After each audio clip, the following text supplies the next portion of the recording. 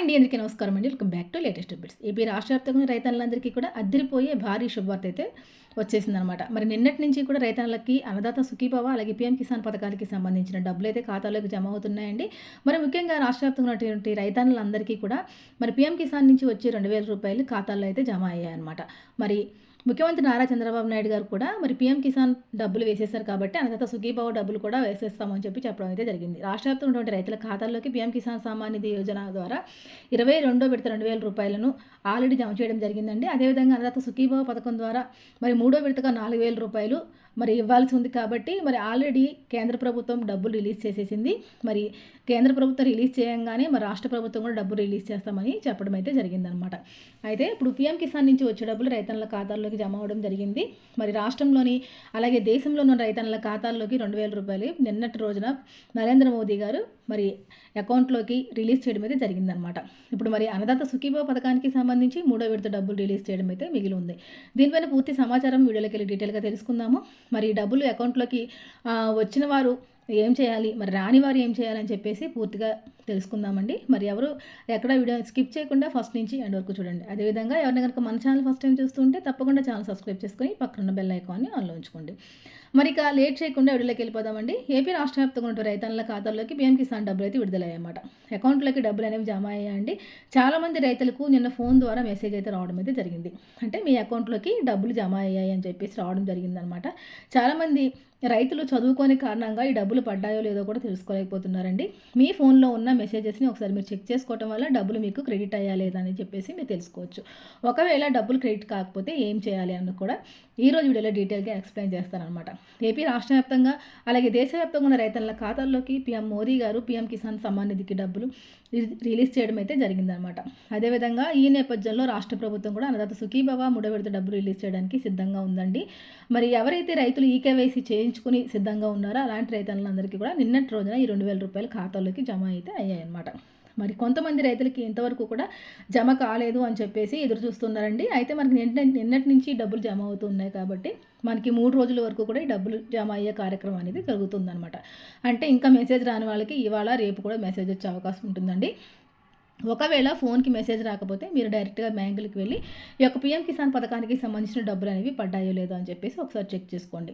ఒకవేళ బ్యాంక్ నుంచి కూడా మీకు ఏ విధమైనటువంటి అప్డేట్ రాకపోతే మీరు వెంటనే రైతు భరోసా కేంద్రాల వద్దకు వెళ్ళి మీ యొక్క ఆధార్ కార్డు తీసుకుని వెళ్తే కనుక అక్కడ చెక్ చేసి చూపించడం అయితే జరుగుతుందన్నమాట.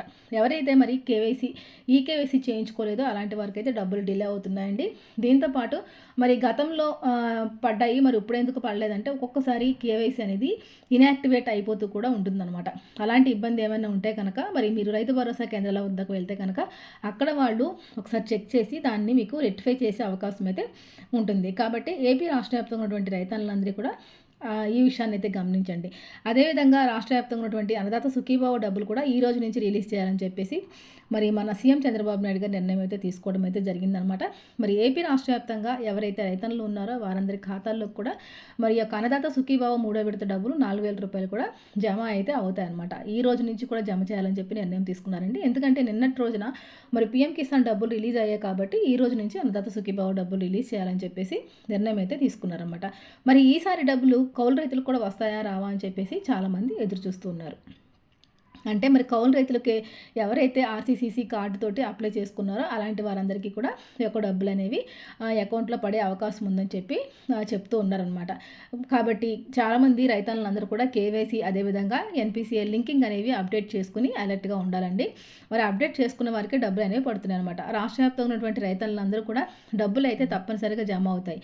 కాబట్టి రాష్ట్ర వ్యాప్తంగా ఉన్న ప్రతి రైతు కూడా ఈ యొక్క పీఎం కిసాన్ అలాగే అన్నదాత సుఖీభవ పథకానికి సంబంధించిన డబ్బులు అనేవి తప్పకుండా మీ ఖాతాల్లోకి అయితే జమ అయితే అవుతాయి అన్నమాట. కాబట్టి ఒకసారి మీకు ఒక 2-3 రోజులు టైం తీసుకోండి. మరి ఇవాళ రేపు ఎల్లుండ ఈ 3 రోజుల్లో కనుక మీకు డబ్బులు అనేవి క్రెడిట్ అయితే అవుతాయి.